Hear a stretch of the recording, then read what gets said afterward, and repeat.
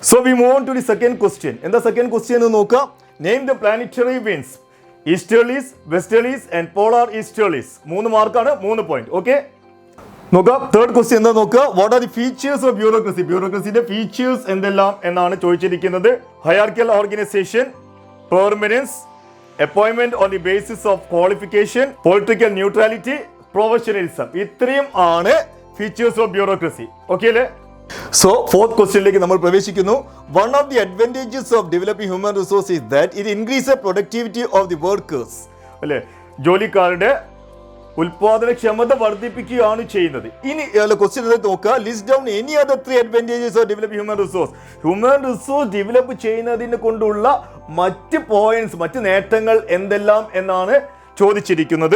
Productivity of the workers increases. അല്ലെ, ജോലി ചെയ്യാനുള്ള ഉൽപാദന ചുമതല, അല്ലെ, അവരുടെ ഫോഴ്സ്, എനർജി വർദ്ധിപ്പിക്കുന്നു. Economic inequalities reduce. സാമ്പത്തിക സ്പർദ്ധത, വ്യത്യാസം കുറയ്ക്കുന്നു. National resource is utilise efficiently. വളരെയധികം ഫലപ്രദമായി പ്രകൃതി വിഭവങ്ങൾ വിനിയോഗിക്കുവാൻ സാധിക്കുന്നു. ഈ 3 പോയിന്റ്സ് 3 മാർക്കാണ്. 3 points are more than enough. Okay, now we move on to the fifth question. Question എന്താണെന്ന് നോക്കുക. Identify the countries which belong to the axis powers. Axis പവേഴ്സിലുള്ള രാജ്യങ്ങൾ ഏതൊക്കെ എന്ന് നോക്കുക. Germany, Italy, Japan. ഇതാണ് correct answer. Germany, Italy and Japan. മാറിപ്പോകരുത്. Germany, Italy and Japan. Okay, ആറാമത്തെ ക്വസ്റ്റ്യൻ നോക്കുക. Elucidate the significance of public administration.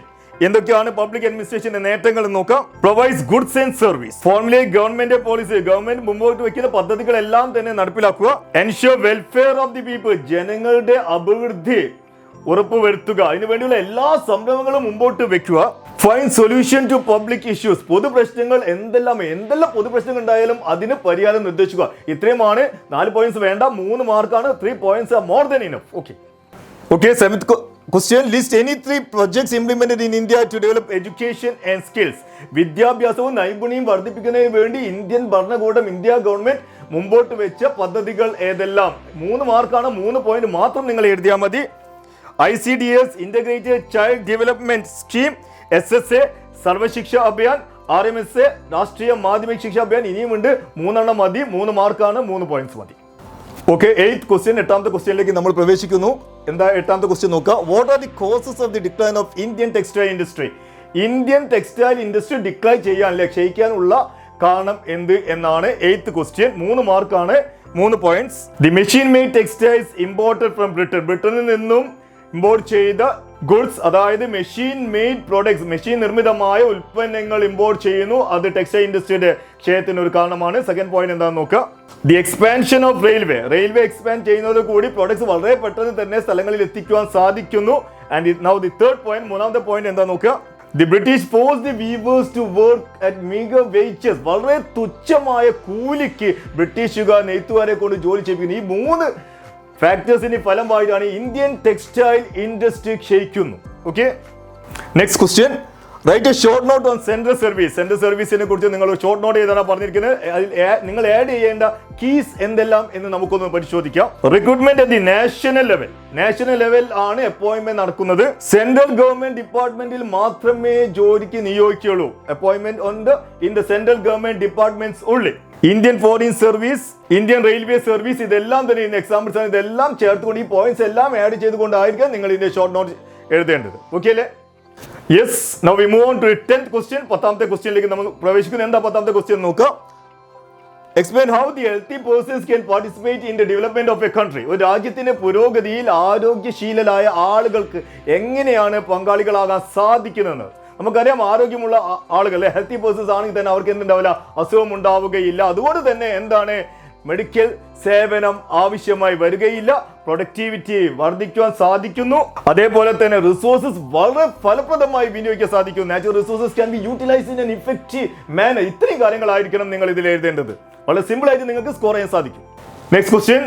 What is E governance? E governance എല്ലാം 2 എക്സാമ്പിൾസ് എഴുതാൻ പറയുന്നത്. വാട്ട് ഈസ് ഇ ഗവേണൻസ് എന്ന് നോക്കുക.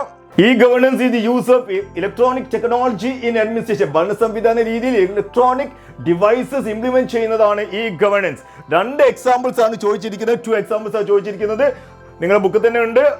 ഒന്ന് സിംഗിൾ വിൻഡോ സിസ്റ്റം, രണ്ടാമത്തേത് രജിസ്ട്രേഷൻ ഓഫ് ബർത്ത് റേറ്റ്. ഈ 2 എക്സാമ്പിൾ എഴുതിയാൽ മതി, നിങ്ങൾക്ക് മാർക്ക് കിട്ടും. Yes. Okay, next question. Short note of topographic maps. എന്താണ് ടോപ്പോഗ്രാഫിക് മാപ്പ്? അതിനെ കുറിച്ച് പ്രതിപാദിക്കാനാണ് പറഞ്ഞിരിക്കുന്നത്. എന്താ ടോപ്പോഗ്രാഫിക് മാപ്പ്? ധരാതലീയ ഭൂപടങ്ങൾ എന്നാൽ എന്ത് എന്നും അല്ലെ നിങ്ങൾ പഠിച്ചിരിക്കുന്ന കാര്യമാണ്. Both the man-made as well as the natural features are depicted on topography map. മനുഷ്യനിർമ്മിതവുമായതും അതേപോലെ തന്നെ പ്രകൃതിയായുള്ള കാര്യങ്ങളും ടോപ്പോഗ്രാഫി മാപ്പിൽ ഡിപ്പിക്ട് ചെയ്യാൻ സാധിക്കും. ഇത് പല കാര്യങ്ങൾ യൂസ് ചെയ്യാനും വാർ പർപ്പസസും അതേപോലെ തന്നെ നഗരം ഓടി പിടിപ്പിക്കുന്നതിനും ഒക്കെ വേണ്ടിയിട്ടുള്ള കാര്യങ്ങൾ ടോപ്പോഗ്രാഫി മാപ്പിൽ ഉണ്ടായിരിക്കും.